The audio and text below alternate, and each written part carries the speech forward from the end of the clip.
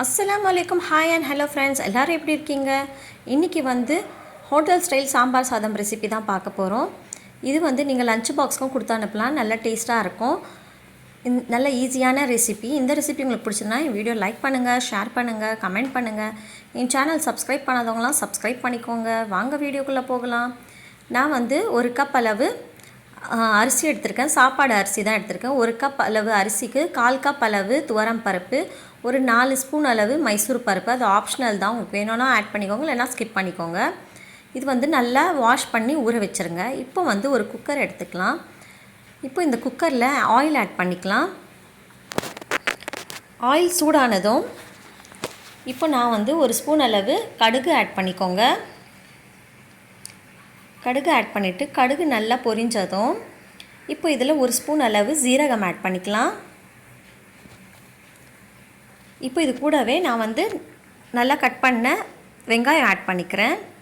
பொடிசாக கட் பண்ண வெங்காயம் ஆட் பண்ணிவிட்டு இது கூடவே கருவேப்பிலையும் ஆட் பண்ணிக்கலாம். அதுக்கப்புறமா நல்லா க்ரஷ் பண்ண நசுக்குன பூண்டு, ஒரு 5-6 பல் பூண்டு வந்து நல்லா நசுக்கி இதுவும் ஆட் பண்ணிக்கோங்க. இப்போ இது நல்லா கிளறி விட்டுருங்க. இது கொஞ்சமாக வெந்ததும் இப்போ இது கூட நான் வந்து ஒரு ஸ்பூன் அளவு இஞ்சி பூண்டு பேஸ்ட் ஆட் பண்ணிக்கிறேன். இதுவும் நல்லா மிக்ஸ் பண்ணிக்கோங்க. இப்போ இது கூட தக்காளி ஆட் பண்ணிக்கிறேன். நான் வந்து ஒரு 2 தக்காளி வந்து கட் பண்ணி அதுவும் ஆட் பண்ணிக்கிறேன். இது கூட 3 பச்சை மிளகா ஆட் பண்ணிக்கிறேன். இது நல்லா மிக்ஸ் பண்ணிக்கோங்க. இப்போ இது கூட நீங்கள் வந்து உங்களுக்கு தேவையான அளவு என்ன தேவையோ அந்த மாதிரி நீங்கள் வந்து வெஜிடபிள்ஸ் ஆட் பண்ணிக்கோங்க. நான் வந்து பீன்ஸ், கேரட் ஆட் பண்ணியிருக்கேன். உங்களுக்கு கத்திரிக்காய் இல்லை என்ன வேணும், முருங்கைக்காய் என்ன இருக்கோ நீங்கள் ஆட் பண்ணிக்கோங்க. எங்கள் வீட்டில் பீன்ஸ், கேரட் மட்டும் இருந்தது, நான் அது மட்டும் ஆட் பண்ணியிருக்கேன். இதுவும் ஆட் பண்ணி நல்லா கிளறி விட்டுருங்க. இப்போ இது கூட நான் வந்து மஞ்சத்தூள் 1/4 ஸ்பூன், அதுக்கப்புறமா உப்பு தேவையான அளவு ஆட் பண்ணிக்கிறேன். இப்போ இது நல்லா கிளறி விட்டுருங்க.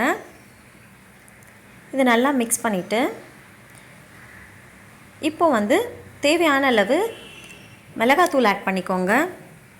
நான் வந்து 2 ஸ்பூன் அளவு மிளகாத்தூள் ஆட் பண்ணிக்கிறேன். அதுக்கப்புறமா சாம்பார் பொடி ஆட் பண்ணிக்கோங்க. சாம்பார் பொடியோட லிங்க்கு வந்து நான் வந்து கீழே டிஸ்கிரிப்ஷன் பாக்ஸில் ஆட் பண்ணிக்கிறேன், அதை பார்த்துக்கோங்க. சாம்பார் பொடி ஆட் பண்ணிவிட்டு நல்லா மிக்ஸ் பண்ணிக்கோங்க. இப்போ இதில் தண்ணி ஆட் பண்ணிக்கலாம். தண்ணி வந்து நல்லா தாராளமாக ஆட் பண்ணுங்கள். ஒரு 4-5 கப்பு வந்து ஃபுல்லாக ஆட் பண்ணிக்கோங்க.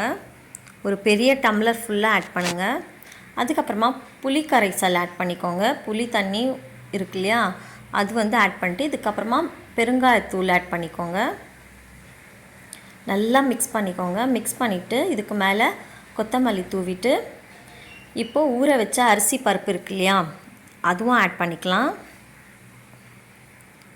ஆட் பண்ணிவிட்டு நல்லா மிக்ஸ் பண்ணிக்கோங்க. தண்ணி எவ்வளோ நீங்கள் ஆட் பண்ணுறீங்களோ அவ்வளோ நல்லா, இல்லைன்னா கீழே வந்து அடி பிடிச்சிரும். பாருங்கள், நல்லா குக்கரே ஃபுல்லாகிடுச்சு. அந்த மாதிரி தாராளமாக தண்ணி ஆட் பண்ணிட்டு ஒரு தடவை நல்லா கிளறி விட்டு 5-6 விசில் வச்சுட்டு ப்ரெஷர் இறங்குனதும் விசில் ஓப்பன் பண்ணி நீங்கள் வந்து சர்வ் பண்ணி பாருங்கள். நல்லா தலைன்னு சொல்லி சாம்பார் சாதம், ஹோட்டல் ஸ்டைல் சாம்பார் சாதம் ரெடி ஆகிடுச்சு பாருங்கள்.